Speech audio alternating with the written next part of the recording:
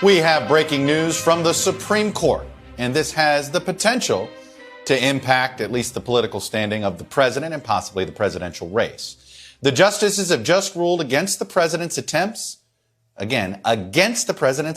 shield his financial records and tax documents from New York prosecutors. NBC Justice correspondent Pete Williams is with us to explain. And Pete, there were a couple of cases here having to do with the president's financial records. One was in New York City and one was with Congress. What do we know? So the president must turn over his taxes to the grand jury in New York unless he can come up with the same kind of arguments that any other person would be able to raise as an objection in court. So the Supreme Court sent the Vance case, the New York grand jury case, back to the lower courts. Hello and welcome, guys. Adam is here. Let me paint a picture for you that should send chills down the spine of anyone paying attention. The documents have landed. After years of fighting, after burning through millions in legal fees, after dragging this all the way to the highest court in the land, the financial records are finally out of Trump's control. We are talking about tax returns he swore the public would never see.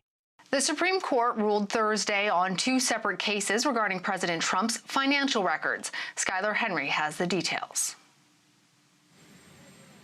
President Trump's years-long battle to keep his financial records secret culminated in today's Supreme Court ruling. In two separate opinions, with the justices splitting 7-2, the court ruled the president can block the release of his records to Congress, returning the case to the lower courts. But the High Court upheld New York prosecutors' demand for the president's tax returns, which Mr. Trump had been fighting. We're fighting all the subpoenas. Look, these aren't like impartial people. Three committees in the Democratic-controlled House and New York prosecutors demanded the president hand over his tax returns, along with other personal financial information. The court heard more than 3 hours of arguments in May. There is a long, long history of Congress seeking records and getting them. At some point, there's a straw that breaks the camel's back. Business ledgers detailing every shady transaction. Foreign payment records that raise questions nobody has been able to answer. All of it, every single page, every single number, every single piece of paper Trump built a wall around is now sitting on prosecutors' desks in New York. Grand juries are reviewing it. Forensic accountants are dissecting it. Investigators are building cases with it. And right in the middle of this hurricane, right when the walls are squeezing tighter than they ever have before, Melania Trump decides this is the perfect moment to break her silence. We need to unify. I'm calling for unity. I know my husband, the president, had a great call yesterday with the governor and the mayor, and they're working together to make it peaceful and without riots. I'm against the violence, so if we protest in peace. And we need to unify in these times. Mm-hmm. Not when the FBI swarmed Mar-a-Lago with agents going through every room, not when the indictments started raining down one after another, not when her husband sat in a courtroom looking defeated while the whole world watched. No, she waited through all of that. She watched from the sidelines for months and months. And then, at the exact moment those corruption files land on official desks, she steps in front of cameras to talk about how challenging and difficult these last few years have been for their family. Now, don't get me wrong here. Melania has every constitutional right to speak whenever she wants. That is not the issue. The issue is timing so obvious, so deliberate, so calculated that you would have to be deliberately ignoring reality to miss it. When prosecutors are combing through years of Trump Organization records looking for fraud, when tax documents that were fought over in court after court are finally exposed, when the financial architecture of an empire is being taken apart line by line, that is when the former First Lady chooses to open her mouth and express sympathy for how hard this has been on them emotionally. And here is what makes this truly fascinating. Sources close to the situation say she wants absolutely nothing to do with any of his legal troubles. Zero involvement. She has not shown up to court appearances. She has not sat in the gallery behind him. She has not attended hearings. She treats these cases as his problem, his decisions, his consequences. So you have this split-screen reality playing out in real time. Public Melania stands in front of cameras talking about supporting her husband, believing in his leadership, standing by her man. Private Melania has constructed what I would call a personal fortress between herself and every single legal disaster he has walked into. And that gap, that distance between what she says when the cameras are rolling and what she does when they are not, that is not just interesting background noise. That is the entire story happening right in front of us. Think about where we are as a country right now. The Supreme Court, the highest judicial authority in America, looked Trump directly in the eye and rejected his claim that he was untouchable. He actually tried to argue that a president, and then a former president, could never be forced to hand over financial records. He said no court had that power. No grand jury could touch him. And the Supreme Court responded with a ruling so clear, so definitive, that it will be taught in law schools forever. They said no. That is not how the Constitution works. You are not above the law. Nobody is above the law. And because of that ruling, New York authorities now have access to financial records spanning over a decade, tax returns going back years and years, business filings that detail every deal, every transaction, every dollar that moved through the Trump organization, foreign payments from countries and entities that raise serious red flags. The stuff Trump spent millions trying to bury, the documents he built entire legal strategies around keeping hidden, it is all out in the open now, and it is never going back in the box. So when Melania steps forward at this exact moment, you have to understand this is not coincidence. This is strategy. And whether you support Trump or despise everything he stands for, what is happening with these corruption files affects every single American. This stopped being about politics the moment the Supreme Court ruled. This is about a paper trail, and paper does not lie. Let me rewind for a moment because most people are reading this story completely wrong. They see the headline and think, oh, Melania gave an interview. She said nice things. End of story. That is not even close to what is happening here. To understand her move, you have to understand the legal nightmare currently swallowing Trump whole. And nightmare is not an exaggeration. We are talking about multiple investigations happening simultaneously, different prosecutors with different questions, different grand juries looking at different evidence, and all of it is converging right now. First, you have the tax records. Trump fought this harder than almost anything else. He took it to the Supreme Court twice. He argued executive privilege. He argued absolute immunity. He argued the presidency itself made him immune from any subpoena related to his personal money. His lawyers threw every legal obstacle imaginable in front of that subpoena, and the Supreme Court said no, flat out rejected it. The records got turned over. Prosecutors started digging. But here is what most people miss about this. Those records did not just show what Trump paid or did not pay in taxes. They opened the door to everything. Business dealings nobody had ever examined, revenue streams that raised immediate red flags, foreign payments nobody knew about. The entire financial structure of the Trump organization suddenly became visible to prosecutors. Every shell company, every holding entity, every revenue line was suddenly on the table. Then you layer on top of that the New York fraud investigations. We are talking about allegations that the Trump organization inflated property values to get better loans from banks, then turned around and deflated those same values to pay less in taxes. If proven, that is textbook fraud. And prosecutors now have the actual internal documents to prove it. So that is the backdrop. Multiple investigations. Financial records pried open by the highest court in the country, and right in the middle of this storm, Melania steps forward. Now pay close attention to what she actually said, and more importantly, what she refused to say.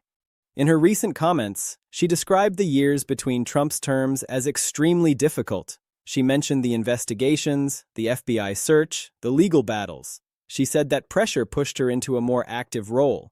She framed it as a family experience. We went through this together. It was incredibly hard on all of us, but it made us stronger. And on the surface, that sounds like a supportive wife, but listen carefully. She never once addressed the substance of the allegations, not once. She did not say the fraud claims are baseless. She did not say the tax records will prove innocence. She did not even use the phrase witch hunt, which has been Trump's favorite line since day one. She just said it was challenging. Challenging. Your husband is under multiple active investigations. Courts have forced open his financial records for the world to see, and the best defense you can offer is that it has been challenging. That is not a defense. That is a carefully scripted statement from someone coached by expensive lawyers to say absolutely nothing while looking like she said something meaningful. Then she told Fox News Digital that Trump had her support. She said they look forward to leading with love and strength. Beautiful words, very poetic. But again, she avoided any direct comment on criminal charges, on the civil cases, on any specific allegation. She floated above it all with vague positive language that could mean anything and nothing. Now compare that to what is being reported behind the scenes. Sources say Melania wants nothing to do with Trump's legal troubles. She stays away from court. She does not attend hearings. She treats his legal problems as his decisions, not hers. His decisions, not hers. Think about that language. That is not giving someone space during a tough time. That is constructing a deliberate separation. That is building a legal firewall in real time. And with corruption files now in prosecutor hands, that firewall starts looking less like a personal preference and more like a carefully planned legal strategy. If things go south, if these investigations lead to charges, if the financial records reveal something prosecutors can use, Melania has already built the narrative that she was completely separate from all of it. Emotionally supportive? Sure. Politically supportive? Absolutely. But his business decisions, his financial maneuvers, his legal exposure, those were his and his alone.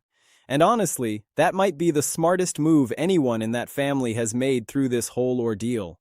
When the walls close in, the person who can honestly say they were not involved walks away clean while everyone else deals with the fallout. But here is what makes this situation absolutely wild. She is doing both things at the exact same time. Publicly supportive and privately distant. Standing with him while making sure everyone knows she stands apart from his legal mess. That is not walking a tightrope. That is doing gymnastics on a tightrope suspended over a canyon while the building on one end burns. And the timing alone should tell you everything. These corruption files did not leak. They were forced open by courts of law. The Supreme Court ruled. This information is now part of active criminal investigations. And Melania chose this exact moment to speak publicly for the first time in any meaningful way. That is not random. That is calculated. And whether you think she is brave or coldly strategic, you have to admit she knows exactly what she is doing. So let me break down what is actually in those files, because this matters. Point 1. The corruption files are real and extensive, not a few pages of tax returns, years of records, tax filings going back over a decade, internal business documents never meant to see daylight, revenue statements showing exactly where money came from and went, all of it in prosecutor hands. The Supreme Court made this possible. When Trump argued absolute immunity, they shut it down completely. The president is not above the law. Period. Once that door opened, it never closed. Investigations expanded. Every financial decision is now under a microscope. Point 2. Melania's statements are designed to express emotional support without creating legal liability. Look at the language. Extremely difficult, very challenging, leading with love and strength. Every phrase is emotional. Every word is about feelings. Not a single factual statement about the charges. Not one word about the investigations being wrong. She talks about feelings and family. That is where it stops. Her lawyers have clearly told her to stay far away from anything that could be used against her later. Point 3. The firewall is intentional and documented. People close to her say she views Trump's business decisions as his and not hers. She stays away from courtrooms. She does not engage with his legal teams. When the FBI searched Mar-a-Lago, reports say she was annoyed they went through her closet but calm about the criminal investigation itself. That tells you everything. She is not raging about witch hunts. She is annoyed about the inconvenience. She sees what is happening clearly and has decided it is not her fight. When your own wife looks at your legal battles and says that is on you, the rest of us should be asking why. Point 4. What comes next? All these threads are converging right now. Prosecutors have the documents. Courts have cleared every obstacle. Melania has built her exit narrative before anything goes to trial. Does that mean Trump will definitely be charged with something new? Nobody knows for certain. But what is undeniable is that the financial transparency he fought harder to prevent than almost anything else has happened. The records are out. Investigations are active. And the First Lady has expressed sympathy while deliberately separating herself from every business decision and legal problem. When corruption files go public, when courts force open financial records, and the person closest to him steps forward to say it has been hard while quietly building a legal firewall, that tells you something profound. The people inside the building know exactly what it looks like from the inside. They see cracks the rest of us can only guess about. And if Melania Trump, the one person who sees everything up close, is building distance between herself and his legal fate, maybe the rest of us should pay much closer attention to what is actually in those files. Whatever is in there was worth fighting to the Supreme Court to keep hidden. It was worth millions in legal fees. It was worth years of delays. And now it is out and never going back. Stay tuned because this story is far from over.